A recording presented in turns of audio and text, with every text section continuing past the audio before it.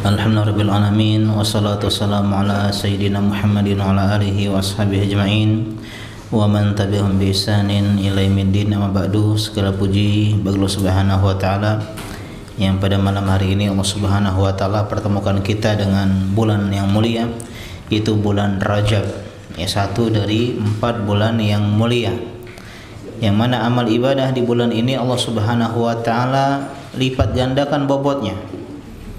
Sehingga tolong bulan Rajab amal kita jangan kayak 5 bulan yang lalu, harus ada yang meningkat. Biasanya sholat rawatibnya mungkin cuma sekali 2 kali, sekarang maksimalkan. Yang biasanya kita baca Quran sehari mungkin 1 lembar, sekarang jadi 2, 3, 4, 5 lembar. Yang biasanya bulan sebelumnya kita sedekah cuma 100.000, sekarang 200, 300, 500, 1 juta, 2 juta, ya. Jadi intinya ada yang meningkat, dari amal ibadah kita, karena ini diantara sunnah Nabi Shallallahu Alaihi Wasallam menghidupkan bulan yang mulia, bulan Rajab yang dilupakan. Dilupakan karena dia sendirian. Yang lain kita ingat, Zulqa'dah, Zulhijjah, Muharram, karena 3 bulan berturut-turut, gampang menghafalnya. Tapi Rajab adalah bulan yang menyendiri di antara 3 bulan yang lainnya, sehingga banyak seseorang lupa. Dan marilah kita sambut bulan ini maksimal, karena kalau bulan ini selesai kita butuh kurang lebih 3 atau 4 bulan lagi untuk bertemu dengan bulan Zulqa'dah, bulan haram yang lainnya. Bisa jadi ini Rajab terakhir dalam hidup kita. Kita masih bersama karya Al-Hafidz Ibnu Hajar Al-Asqalani rahimahullahu taala dalam Kitabul Jami'. Kemarin kita bahas di penghujung bab yang kelima, yaitu bab tentang makarim, targhib fi makarimil akhlak, anjuran berakhlak mulia. Hadis yang ke-18, hadis terakhir, yaitu doa. Sebagaimana kata Nabi sallallahu alaihi wasallam, Allahumma kama ahsanta khalqi fahassin khuluqi. Ya Allah, sebagaimana engkau perindah rupaku, fisikku, wajahku, parasku, bentuk tubuhku, maka perindahlah juga akhlakku. Jadi ini menunjukkan bahwasanya di antara kiat berakhlak mulia kita, minimal ganteng menurut istri, minimal ganteng menurut istri. Jadi yang belum menikah berarti belum terbukti kegantengannya. Semoga dimudahkan, ya. Nah, ini dalil bahwasanya jangan minder dengan kekurangan fisik, jangan minder dengan kekurangan rupa. Kalau kita ada cacat, seandainya pun ada cacat fisik, kita tetap ahsani takwim, di dalam sebaik-baik penyempurnaan, di dalam sebaik-baik penciptaan. Jadi jangan sampai niru-niru orang-orang Korea, karena di Korea itu mendewakan fisik, bapak-bapak. Orang Korea itu cantik harga mati, ganteng harga mati, karena kalau jelek dibully, kalau jelek susah dapat pekerjaan, kalau jelek susah dapat jodoh. Sehingga mereka kalau punya uang digunain untuk apa? Operasi plastik, nggak bersyukur. Padahal matanya lengkap 2, hidungnya 1, mulutnya ada, tapi mungkin dia pesek, mungkin dia tembem, mungkin dia gemuk, mungkin akhirnya mereka mengeluarkan uang untuk operasi plastik. Orang mukmin nggak kayak gini. Kita selalu bersyukur kepada Allah Subhanahu wa taala. Maka di antara cara bersyukur adalah lihat orang yang lebih jelek dibandingkan diri kita. Seandainya kita pun fisiknya ada kekurangan pun, maka dari hadis ini seolah-olah Nabi mengisyaratkan fisik mungkin bisa jadi kita ada kekurangan, tapi jangan kekurangannya jadi double. Sudah wajahnya jelek, fisiknya buruk, ditambah dengan akhlak yang buruk. Cukuplah outer beauty-nya yang kurang, tapi kita menang di inner beauty. Dan ternyata orang itu lebih ingin pasangan yang baik akhlaknya, baik dalamnya dibandingkan baik luarnya. Kalau untuk senang-senang, have fun, orang pacaran pengen yang cantik, tapi ditanya, "Mas, pengen istri seperti apa?" Jawabannya istri yang soleha. Mau dia nggak sholat, mau dia pecandu narkoba, mau dia orang yang suka pacaran, mau dia jauh dari agama, pasti ditanya kalau pengen istri yang seperti apa, istri yang soleha. Kalau cantik ngelawan suami, semua orang nggak mau. Kalau ganteng tapi ngelempar pakai bola biliar, dia nggak akan mau. Sehingga apa? Yang paling penting adalah cantik dari dalam. Karena itulah diantara pesan Nabi ketika berbicara tentang khairun nisa, istri yang paling baik, kata Nabi, idza nazarta ilaiha sarratka. Kalau kau melihatnya enak pandangan. Artinya bukan cantik tapi enak dipandang, minimal good looking. Dan kata para ahli ilmu, enak dipandang itu diantara caranya adalah dengan akhlak yang mulia. Kita bahas kemarin.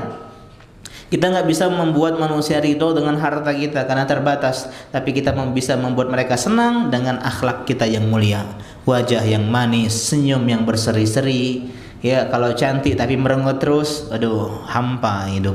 Tapi kalau dia wajahnya nggak terlalu cantik, yang sedang-sedang saja mak, dia tidak cantik mak, dia tidak jelek mak, ya, yang sedang-sedang saja. Kalau dia berakhlak mulia, senyum, menyambut kita dengan ya akhlak yang mulia, udah, ya, itu udah dari lebih dari cukup. Jadi kekurangan fisik akan tertutupi oleh akhlak yang mulia, dan keindahan fisik akan tertutupi dengan akhlak yang buruk. Jadi yang merasa ganteng tolong pertahankan kegantengan dengan akhlak yang mulia. Yang merasa kurang ganteng tolong jangan double. Ya, jangan kurang ganteng, kurang berakhlak, maka hiasi dengan akhlak yang mulia.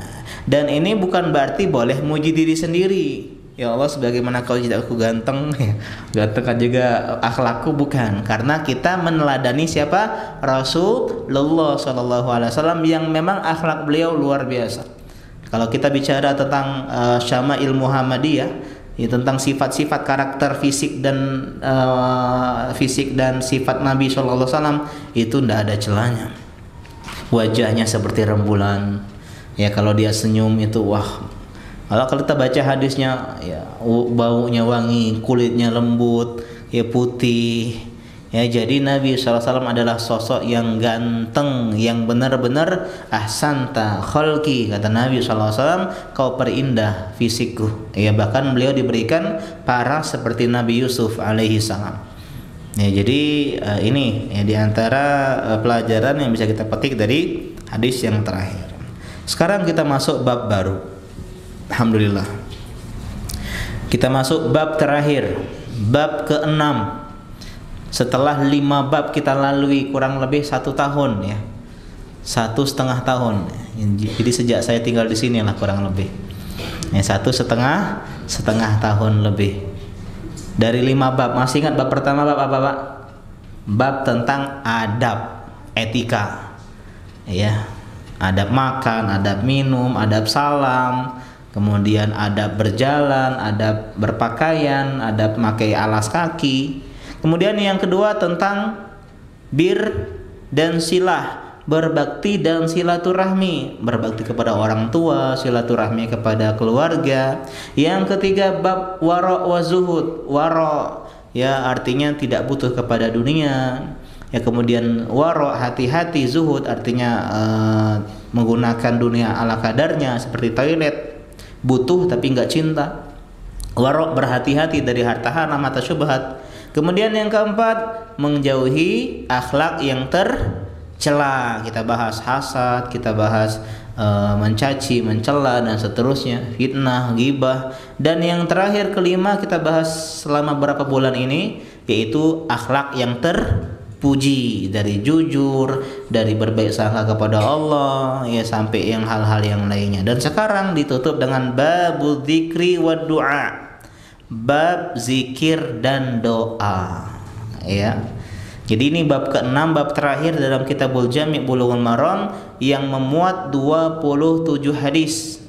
Kalau hadis kelima 18. Kalau ini agak banyak sedikit, tapi kita mungkin agak cepat nanti di akhir-akhir karena hanya bicara tentang doa. Hafalkan, pahami maknanya seputar doa dan zikir, zikir dan doa. Tentang apa bab ini? Tentang keutamaan berzikir. Biar kita semangat. Keutamaan berdoa. Kemudian juga tentang adab-adab, etika ketika berzikir, ketika berdoa.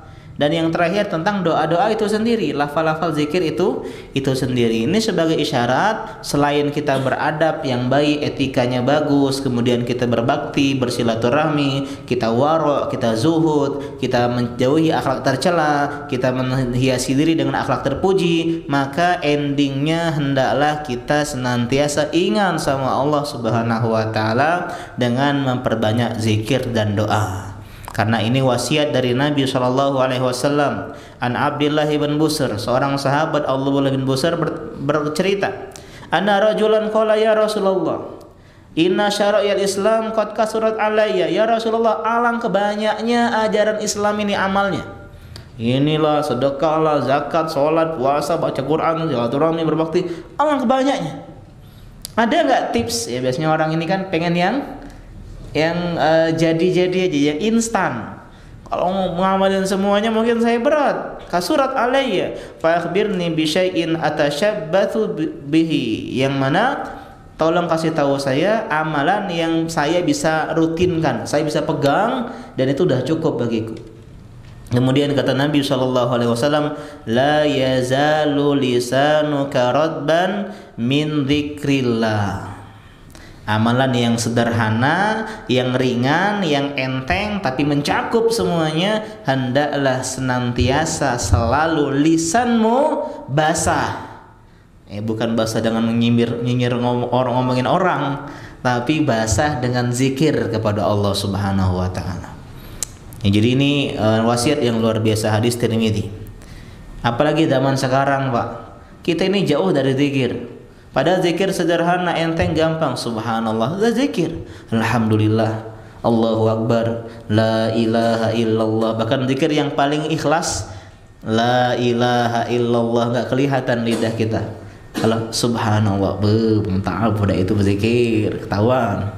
Alhamdulillah, wis, Allahu Akbar. Tapi kalau la ilaha illallah, nggak ada yang tahu. Lagi main futsal, la ilaha illallah, zikir pun nggak ada yang tahu. Lagi duduk misalnya, ya nunggu Gojek datang, la ilaha illallah. Ya, kenapa? Karena ikhlas tadi. Gampang, nggak menggerakkan lidah pun kita bisa berzikir. Bahkan dalam hati, kalau zikir dengan hati itu susah kita kerjakan. Kenapa? Karena zaman now ini banyak distraksinya, banyak gangguannya. Apa gangguannya? Gadget, ya, ponsel pintar. Kemudian apa lagi? Ya, kemudian mudahnya akses komunikasi, ya, kafe di mana-mana. Akhirnya apa? Akhirnya kita lebih banyak yang menyita perhatian dengan HP, dengan TV yang di rumahnya, di televisi, ya. Akhirnya banyak mencuri waktu kita, nggak sadar, udah sejam, sudah 2 jam. Nah, sekarang kita bahas apa itu zikir. Zikir sederhananya mengingat Allah, ya, menghadirkan kedudukan Allah, baik dengan lisan maupun dengan hati.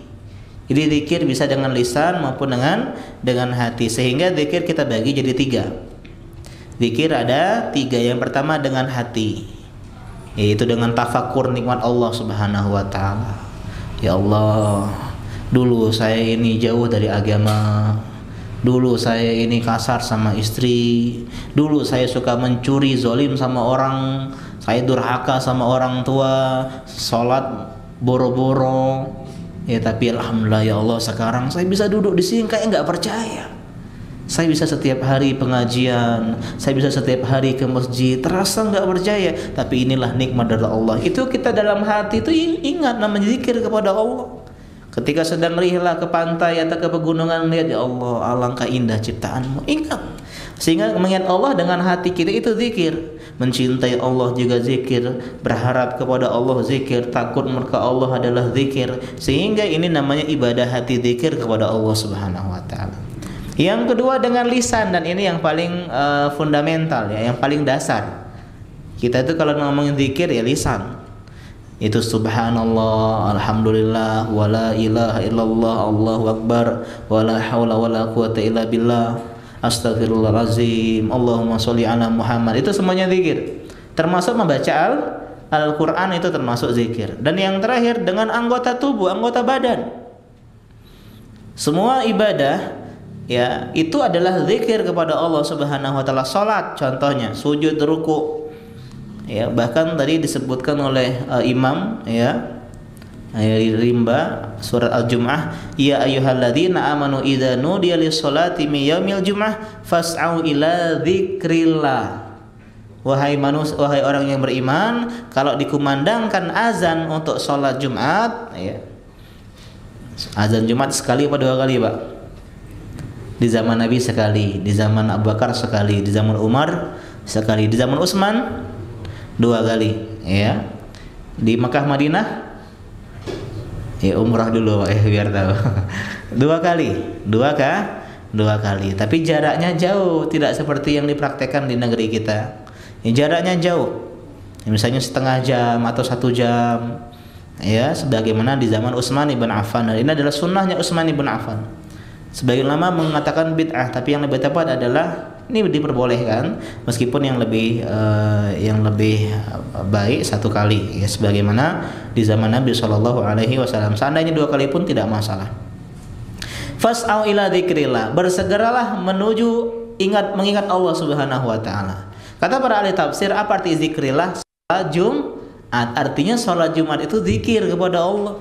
Ada yang mengatakan mendengar khutbah Jumat itu pun termasuk zikir kepada Allah Subhanahu wa taala. Termasuk juga sedekah, ibadah maliyah, harta, sedekah, zakat, infak ya, wakaf, bangun masjid pesantren misalnya ya. Itu semua termasuk apa? Zikir kepada Allah. Dan di antara zikir adalah doa.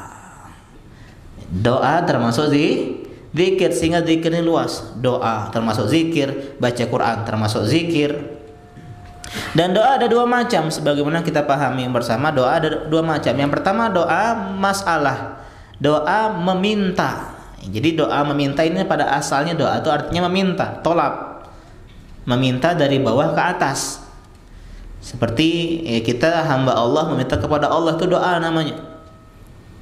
Baik meminta kebaikan atau berlindung dari keburukan, baik dalam urusan dunia maupun dalam urusan akhirat. Itu arti doa meminta. Yang kedua doa ibadah. Ini mencakup semua ibadah. Jadi doa artinya juga adalah ibadah, termasuk memuji Allah dengan namanya, sifatnya, itu juga ibadah. Salat adalah doa ya, zakat adalah doa, puasa adalah doa, haji umrah adalah doa. Apalagi semua ibadah itu bisa termasuk ya, biasanya disyariatkan di dalamnya berdoa. Sebagaimana ya, salat di dalamnya ada doa sebelum salam, ketika sujud. Kemudian apa? Kemudian puasa. Ya, puasa adalah waktu yang mustajab untuk berdoa, dari sahurnya sampai buka puasa itu waktu mustajab untuk berdoa. Kemudian haji umrah, jelas haji umrah melempar jamrah di tengah-tengahnya doa. Ya, kemudian sa'i di antara Safa Marwah, kemudian berdiri di Safa atau di Marwah kita berdoa. Sehingga semua ibadah adalah doa. Ya, dan kita akan bahas hadis ini satu persatu, 27 ini. Kita kejar enggak ya? 2 bulan ya. Insyaallah ya, kalau tidak banyak absen. Hadis yang pertama. Kita mulai hadis yang pertama, an Abi Hurairah radhiyallahu ta'ala anhu, dari sahabat yang mulia Abdurrahman bin Sakhar, Abu Hurairah. Beliau ke Madinah di tahun ke-7 Hijriah ya, selama 3 tahun, tapi menjadi sahabat yang paling banyak meriwayatkan hadis Nabi SAW. Didoakan Nabi, kekuatan hafalannya. Beliau berkata, qala Rasulullah SAW, Nabi SAW bersabda, yaqulullahu ta'ala, Allah berfirman. Ingat, kalau ada hadis Nabi bersabda, Allah berfirman, itu namanya hadis apa? Qudsi, hadis Qudsi atau ilahi atau rabbani. Apa kata Allah Subhanahu wa taala? Ana ma'abdi ma dzakaroni. Aku senantiasa bersama hambaku selama dia berzikir kepadaku. Jadi di antara tips agar kita selalu bersama dengan Allah Subhanahu wa taala, ingat Allah. Al jaza min jinsil amal. Kalau kita ingat Allah, Allah ingat kita. Kalau kita bersama Allah ya di setiap waktu, Allah akan membersamai kita di setiap waktu. Wa taharrakat bil syafatahu, dan selama kedua bibirnya itu bergerak menyebut namaku. Akhrajahu Ibnu Majah wa sahahu Ibnu Hibban wa dzakarahu Bukhari ta'liqan. Hadis Ibnu Majah disahihkan oleh Ibnu Hibban dan disebutkan oleh Imam Bukhari secara muallaq. Muallaq artinya tanpa sanad atau dia langsung memutus sahabat tabi'in, jadi dari guru-gurunya langsung ke Nabi sallallahu alaihi wasallam. Jadi ini hadis qudsi, Pak, yang sudah kita beberapa kali ulangi ya. Hadis qudsi artinya adalah hadis yang disampaikan oleh Rasulullah ya dan disandarkan kepada Allah Subhanahu wa taala. Artinya Nabi mengucapkan sebuah hadis, ya Nabi mengucapkan sebuah hadis yang berisi ucapan Allah gitu. Apa bedanya dengan Al-Quran? Al-Quran kita bahas kemarin, Al-Quran itu mutawatir, pasti sahih.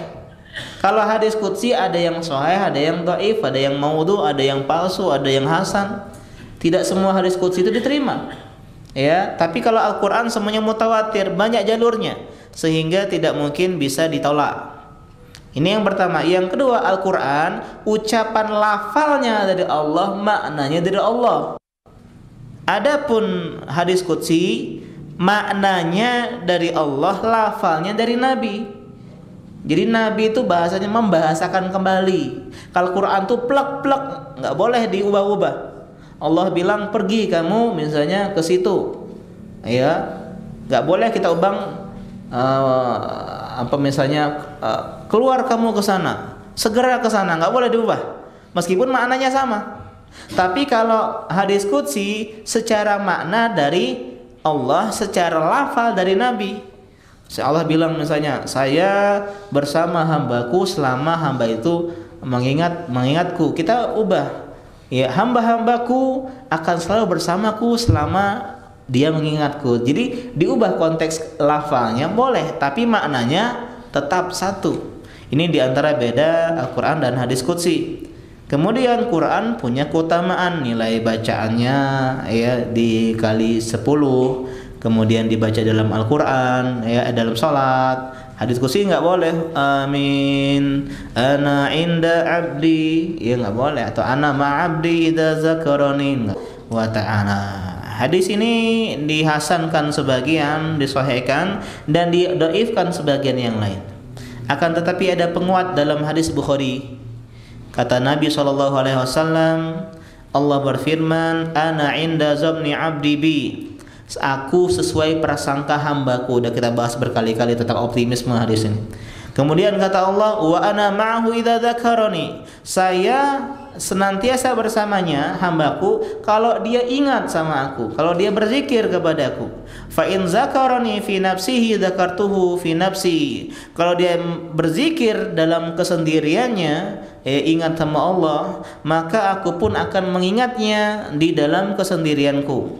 Wa in zakarani fi mala'in, tapi kalau dia mengingatku di saat bersama-sama manusia, ya berzikir di saat-saat bersama manusia, ini dalil zikir berjamaah ya. Ya, kemudian kata Allah, zakartuhu fi mala'in khairin minhum. Aku akan menyebutnya, mengingatnya di perkumpulan kelompok yang lebih baik. Kelompok siapa itu? Malaikat. Ini dalil bahwasanya kita ingat Allah itu ketika sendiri dan ketika bersama-sama manusia.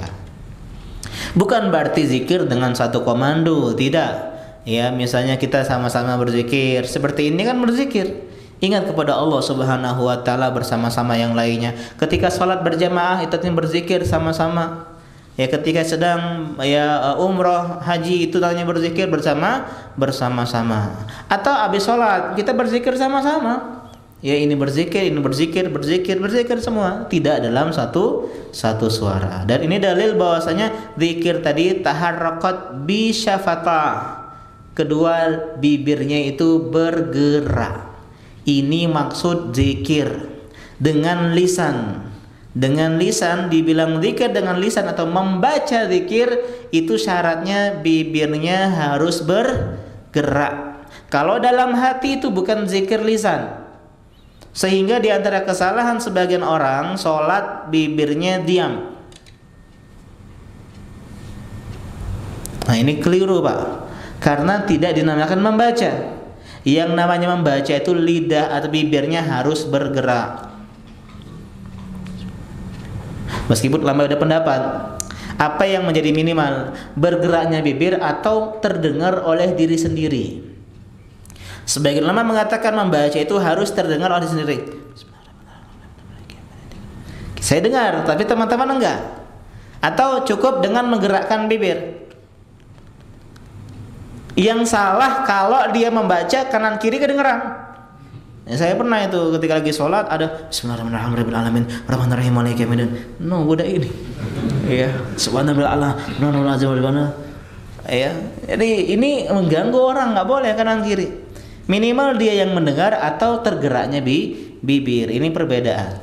Ya, kalau di dalam hati itu namanya ngomong dalam hati, tidak dikatakan bicara. Apa pembatal sholat, Pak? Salah satunya berbicara, pembatal sholat.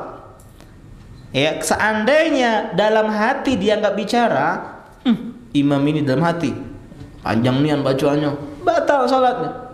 Seandainya dianggap berbicara, tapi kan beda, dia tidak dilafalkan, sehingga tidak batal, karena itu beda antara membaca dengan membaca dalam hati. Ya, jadi bagi yang masih ketika sholatnya, ya maka diperbaiki, ya lisannya digerakkan. Ya. Selanjutnya apa arti bersama Allah Subhanahu wa taala? Bersama Allah itu terbagi jadi dua.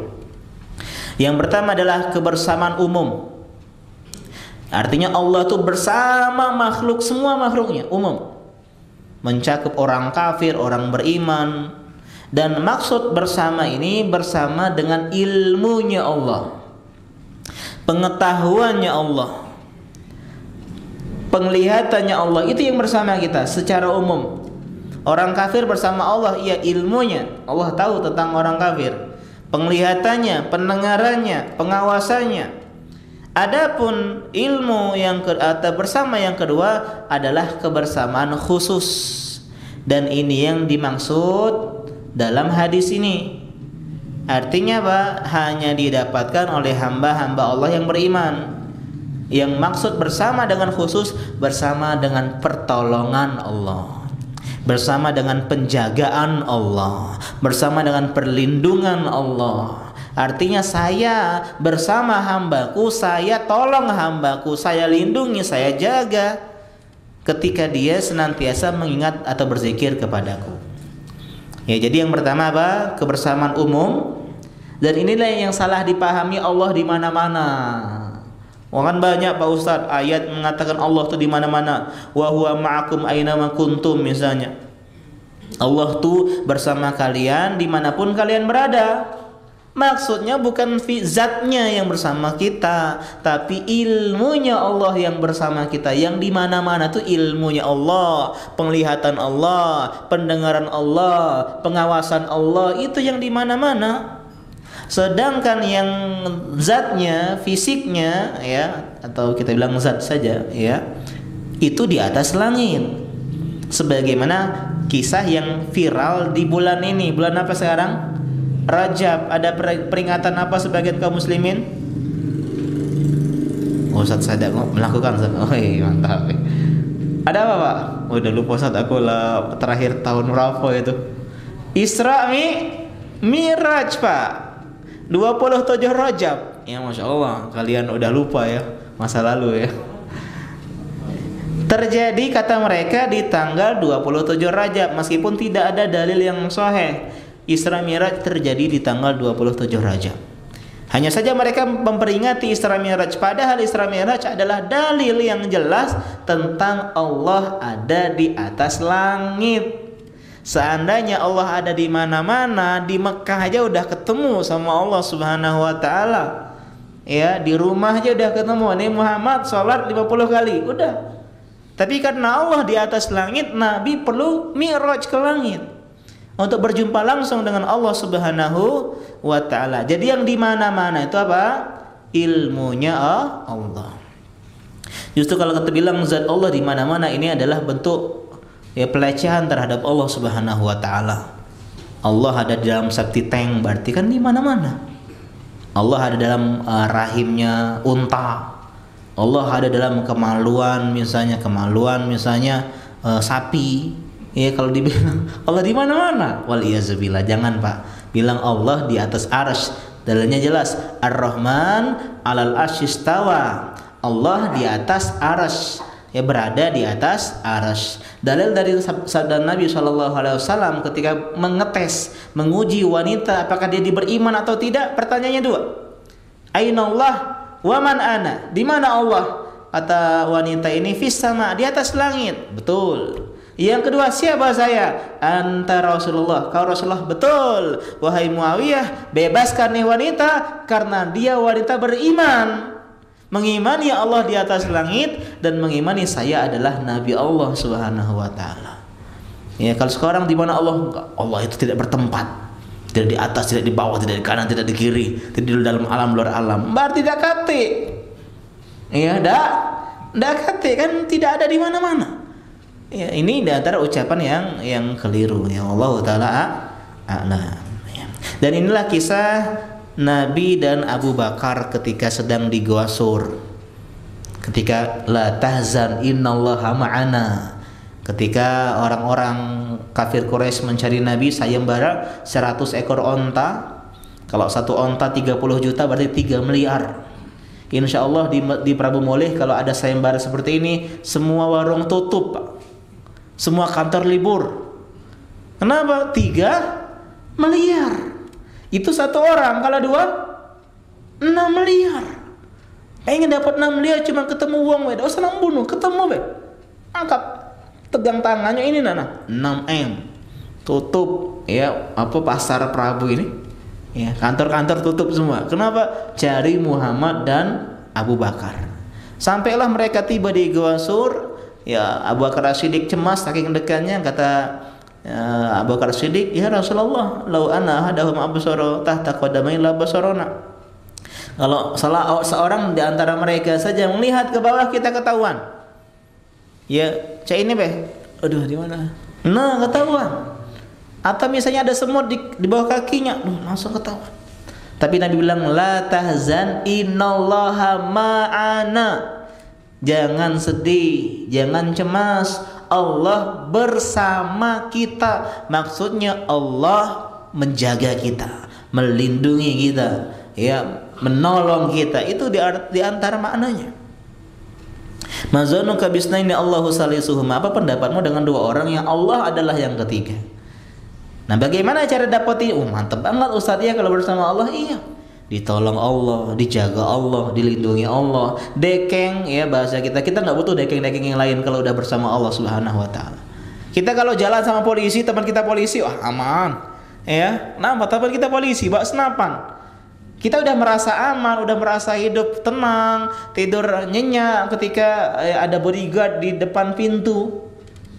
Dan itu yang dirasakan orang-orang beriman kalau dia dibersamai oleh Allah Subhanahu wa taala. Hidupnya tenang. Orang Persia itu kaget ketika dia mau ke Madinah mau bertemu dengan Khalifah Umar bin Khattab. Dikiranya ada bodyguard 10 gitu ya, tentara. Enggak ada. Tidur di bawah pohon. Sendalnya apa? Sendalnya apa? Bantalnya apa? Sendal. Kayak zaman kita dulu ya. Sendal jadi bantal. Enggak ada penjaga, enggak ada ya bodyguard, enggak ada polisi, tentara, enggak ada. Bahkan beliau tidur di pinggir masjid gitu. Itu khalifah. Presidennya presiden, ya Amirul Mukminin. Kenapa? Bersama Allah Subhanahu wa taala. Dan kalau emang takdirnya ya terluka, ya terluka. Sebagaimana beliau ditusuk oleh Abu Lu'lu'ah Al-Majusi sehingga meninggal. Ya, habis karena luka tersebut. Gimana cara dapetin ini? Tadi hadisnya, berzikir kepada Allah. Al-Baqarah 152 Allah mengatakan fadhkuruni adzkurukum washkuruli wala takfurun. Ingatlah aku akan mengingat kalian. Berzikirlah menyebut namaku, aku akan ingat kepada kalian, kata Allah. Bersyukurlah kepadaku dan jangan kalian kufur.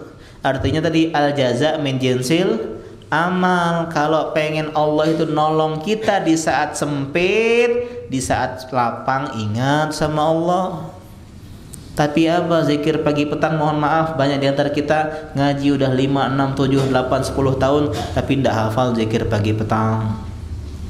Mohon maaf hafal Qur'annya cuman trikul ya, tanpa meremehkan surat ya Al-Mu'awwizatan dengan Al-Ikhlas, itu keutamaannya luar biasa ya, tapi nambah lah, nambah.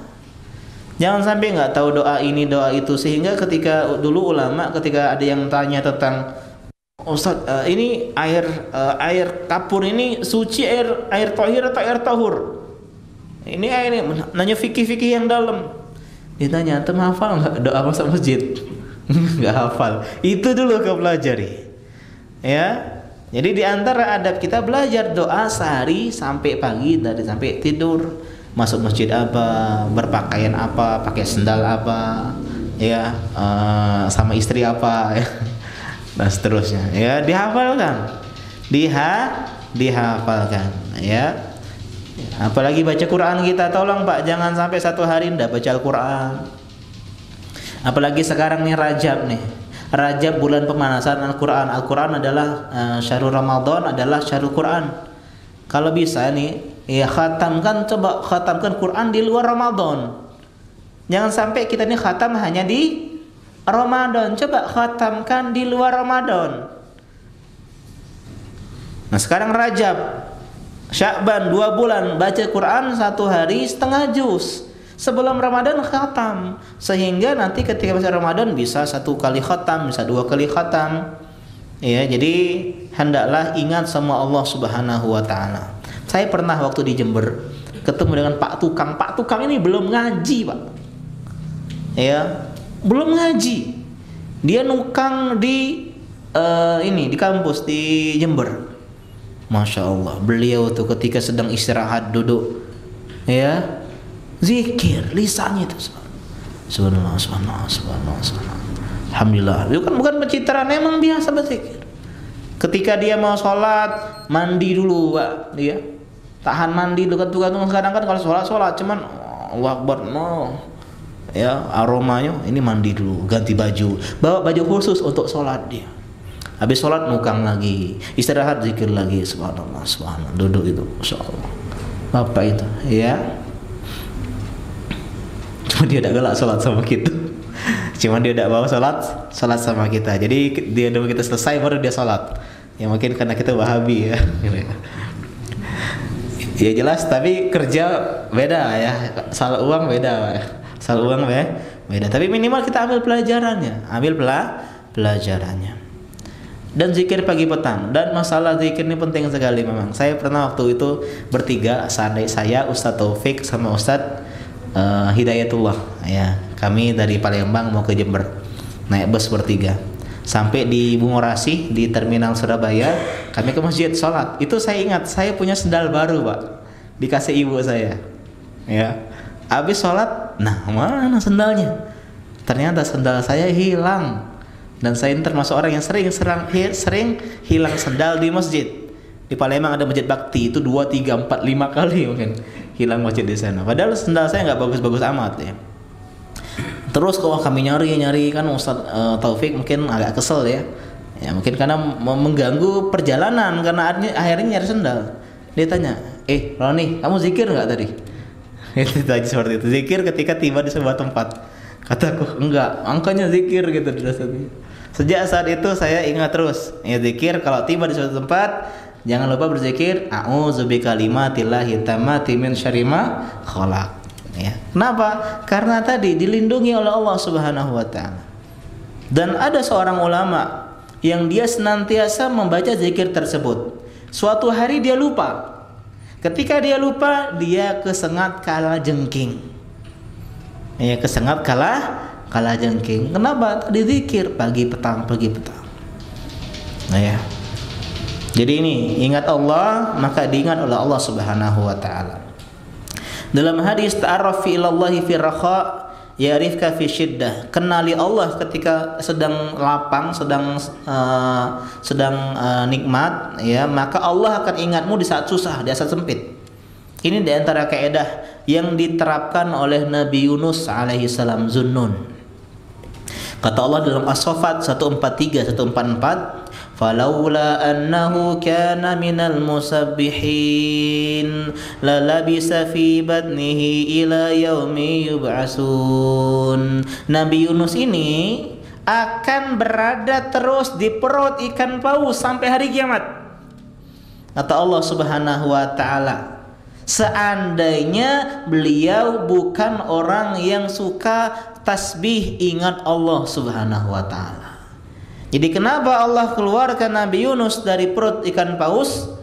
Ya, setelah beliau murka dan marah, berputus asa, meninggalkan kaumnya dari berdakwah, Allah tegur, dimakan ikan paus, dan dia bertobat, Allah keluarkan karena diantara faktornya Nabi Yunus ini orang yang senantiasa sering berzikir kepada Allah.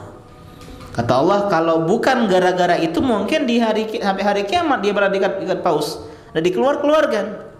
Ini dalil bahwasanya diantara sebab pertolongan, penjagaan, perlindungan Allah adalah sering berzikir. Ya, wallahu ta'ala alam. Kita dengarkan azan. Assalamualaikum warahmatullahi wabarakatuh.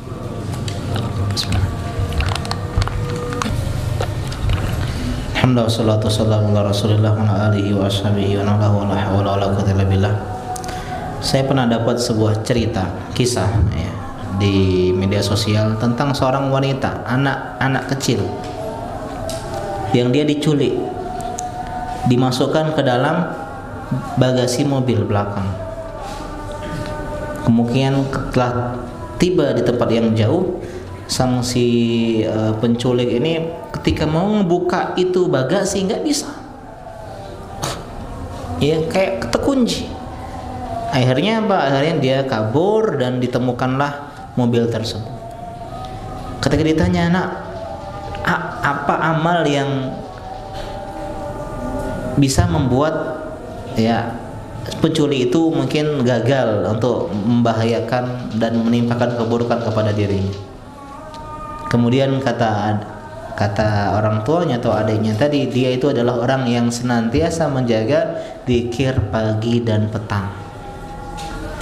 Jadi jangan remehkan zikir ini, Pak. Ini penjagaan, perlindungan kita bersama Allah Subhanahu wa taala. Ya. Sebagaimana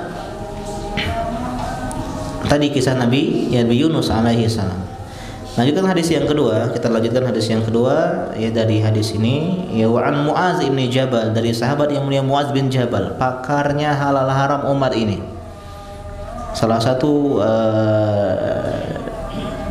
dai yang Nabi utus ke Yaman. Qala Rasulullah sallallahu alaihi wasallam, ma amila ibnu adam amalan anjalahu min azabillah min dzikrillah.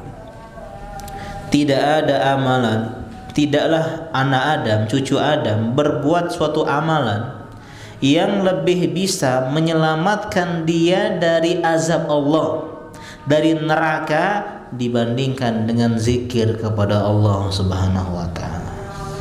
Jadi sekali lagi, selain yang pertama nih, zikir bukan kaleng-kaleng. Yang pertama, Allah bersama kita. Yang kedua, Allah akan jaga kita agar kita selamat dari api neraka. Akhrajahu Ibnu Abi Syaibah wa Tabrani bi isnadin hasan. Hadis riwayat Ibnu Abi Syaibah dan Tabrani dengan sanad yang hasan, meskipun sekali lagi hadis ini juga dipersisihkan oleh para ulama sahih, lemah, hasan dan dhaif. Dan ini pelajaran, Pak ya. Sebagian kita ini mudah kaget ketika dengar fatwa hadis baca surat Al-Kahfi itu dhaif ya, ketika malam atau hari Jumat itu lemah. Sebagian ulama kita langsung kaget, loh kok bisa? Padahal ini pembahasan yang sudah sangat lama sekali. Menghukumi hadis itu berbeda pendapat, hal yang biasa. Menurut sebagian ini hadisnya lemah, hadisnya dhaif, sebagian lain menghasankan. Ini hal yang biasa, jangan kaget. Jangan langsung, oh saya tinggalkan aja lah baca Al-Kahfi hari Jumat. Ya, kenapa hadisnya dhaif? Selama ini saya salah, saya mengira hadisnya sahih. Ada memang yang mensahihkan hadisnya, Syalbani rahimahullah, sebagian para ulama hadis. Ada juga yang mendoifkan. Jadi biasa. Seperti misalnya azan di telinga bayi. Ada ulama yang mensahihkan hadisnya seperti Ibnu Qayyim rahimahullah. Sehingga beliau mensunahkan hal tersebut. jangan kagetan. Wah, ya, jangan sampai menganggap semua hadis itu kalau udah doif semua. Ya. Tapi ada yang mungkin menghasankan, mensahihkan. Bahkan saya pernah dapat seorang penjual buku, bukan di Prabu Muli, ya. Karena Prabu Muli jual buku ya agak kurang laku ya. Nah, kecuali pas pengajian baru ya, kajian baru. Alhamdulillah ini info, meskipun di sini ada kajian juga Jumat malam. Insya Allah mulai besok atau mungkin minggu depan kalau nggak salah besok ya. Ada kajian baru Taufik Hidayah hafizahullah Jumat malam Sabtu di pesantren Al Madinah. Ya, nah jadi dia jual buku dan dia nggak mau jual buku zikir pagi petangnya Syekh Qahtani karena ada hadis yang didoifkan oleh Syalbani. Kan ini agak unik. Kenapa? Karena menurut Syekh bin Bas gurunya beliau itu hadisnya sahih, hadisnya hasan, sehingga zikir petangnya pagi petangnya pakai yang itu. Tapi menurut sebagian ulama Syalbani hadisnya dhaif. Ini biasa. Tinggal kita melihat mana yang lebih kuat pendalilannya begitu. Ya, termasuk hadis ini pun demikian. Tapi ulama mengatakan maknanya dibenarkan. Yaitu di antara keutamaan zikir menyelamatkan diri dari dua hal, keburukan dunia dan keburukan akhirat. Jadi ini sudah merupakan sunnahnya para nabi. Kalau ada apa-apa zikir, kita zikir nggak Pak? Kalau ada apa-apa, tiba-tiba anak sakit, zikir dah subhanallah, langsung telepon dokter, langsung cari obat, zikirnya hilang. Nggak patah hati misalnya ngetik astagfirullah, balik dari motor astagfirullahaladzim, tidak, udah ngapalah seganteng aku ditolak itu. Ketika di PHK langsung kita menangis, langsung kita jadi bantuan, kita lupa zikir kepada Allah Subhanahu Wa Taala. Padahal ya senjata kita ketika ditimpa musibah, timpa kesulitan, zikir. Sebagaimana Nabi Yunus alaihissalam yang kita ceritakan tadi dalam Al-Anbiya 87-88, wa Zannun, ya temannya Paus. Artinya Nabi Yunus, izhaba mughadiban fazanna an lan naqdir alaihi fanada fi zulumati alla ilaha illa anta subhanaka inni kuntu minadh zalimin. Nabi Yunus ketika dia marah, murka kepada kaumnya, dia tinggalkan kaumnya, dia enggak mau dakwah lagi karena kaumnya menolak dakwahnya. Dan ini adalah sebuah kesalahan yang bertobat Nabi Yunus dari hal tersebut. Ya, dia ketika di dalam perut gua lagi, perut ikan paus dalam 3 kegelapan. Kegelapan laut gelap Pak, tidak ada senter di dalam situ. Ya, kemudian gelapnya malam, gelapnya perut ikan paus, nggak ada lampu dalam perut ikan paus. Ya, dia berkata la ilaha illa anta subhanaka inni kuntu minadh zalimin, zikir kepada Allah Subhanahu Wa Taala. Ya, ketika utang ya zikir, tapi jangan zikir beda begawi Allah juga ya, zikir sambil tetap cari usaha. Ini berdoa, berzikir. Fastajabna lahu wa najainahu minal ghammi wa kadzalika nunjil mu'minin. Kami kabulkan doanya, kami selamatkan dia dari kesedihan, dari kesusahan tersebut, dan kami akan ya begitulah kami menyelamatkan orang-orang beriman. Jadi setelah belajar ini, wah berarti harus nih kita banyak-banyak zikir. Zikir pagi, petang, zikir sebelum tidur, zikir setelah sholat, ya kemudian baca Quran, kemudian zikir mutlak yang lainnya. Karena keutamaan zikir yang luar biasa inilah Nabi itu adalah orang yang senantiasa berzikir. Kata Aisyah, kana Nabi SAW yadhkurullaha ala kulli ahyani. Nabi itu senantiasa ingat Allah di setiap kondisi. Pagi, siang, sore, malam. Berdiri, duduk, baring, berdiri, duduk, baring. Di rumah, keluar rumah, ingat sama Allah, berzikir kepada Allah Subhanahu Wa Taala. Kecuali 2 kondisi Pak yang tidak boleh kita berzikir. Yang pertama ketika buang hajat. Nabi ketika buang hajat ada yang assalamualaikum, Nabi nggak jawab. Kenapa? Karena tidak diperbolehkan berzikir ketika sedang buang hajat. Jangan merojaah dalam WC Pak ya. Atau misalnya ngaji dalam WC, jangan. Lagi sedang buang hajat. Yang kedua ketika berhubungan badan. Jangan astagfirullahaladzim, astagfirullah. Ya jangan ya. La ilallah jangan. Tapi di luar itu Nabi senantiasa berzikir. Ya di atas motor berzikir misalnya ya, merajaah, atau misalnya lagi jalan, lagi nunggu sambil main HP. Anda pernah ketika sedang bantu pindah-pindahan ustadz saya ya. Dan saya pindah-pindahan sekarang dibantu santri-santri saya ya. Al jaza min jinsil amal. Dulu saya ingat sekali ada tempelan zikir di depan wastafel. Ya, jadi masya Allah, jadi istri ustadz itu ketika sedang nyuci piring, subhanallah, subhanallah, alhamdulillah, alhamdulillah. Ya, bukan dalam WC tapi di luar. Ini diantara dalil yang bagus ya dibandingkan Asmaul Husna di jalan-jalan ya. Di apa Muara Enim ya, atau di mana lagi? Kalau di Jawa ada banyak. Lebih baik zikir sebagaimana di Arab Saudi. Di Arab Saudi itu antara Mekah Madinah, kalau kita naik bus itu ada tulisan jangan lupa berzikir, subhanallah, alhamdulillah di pinggir-pinggir jalan. Jadi kita ngelihat itu tuh berzikir, ya. Ingat itu langsung berzikir kepada Allah Subhanahu wa taala. Insyaallah pada pertemuan selanjutnya kita akan bahas masalah majelis zikir. Ya, majelis yang di dalamnya kita berzikir ingat Allah Subhanahu wa taala. Silakan kalau ada pertanyaan. Ya, insyaallah semoga kita bisa menyelesaikan hadis-hadis ini sebelum datang Ramadan ya. Allah taala alam. Kalau seandainya pun Ramadan belum selesai, saya izin kalau ada pengajian buka puasa ya sebelum ya. Mungkin saya pakai ini biar sebelum lebaran kita udah khatam ini. Ya biar mungkin kalau udah selesai ya mungkin bisa kita baru atau pemateri baru ya. Allah alam ya. Intinya apa? Ada yang baru ya, minimal misalnya kitab yang baru dan seterusnya. Ya apa yang pengen dibahas oleh teman-teman di Anwar. Kita buka sesi pertanyaan jawab. Ya. Enggak ada ya kan, enggak ada santri di sini. Di Al-Madinah banyak santri-santri yang nanya. Dan nanyanya kayak Arab Badui. Ya, polos-polos. Ya, polos ya. Allah taala alam. Ya meskipun kadang polos-polos itu kadang lucu, kadang ngeselin. Ya kadang ngeselin ya. Tidak ada pertanyaan insyaallah ya. Insyaallah teman-teman semua sudah senantiasa berzikir dan berdoa kepada Allah Subhanahu wa taala. Kita akhiri subhanaka Allahumma wa bihamdika asyhadu an la ilaha illa anta astaghfiruka wa atubu ilaik. Wassalamualaikum warahmatullahi wabarakatuh.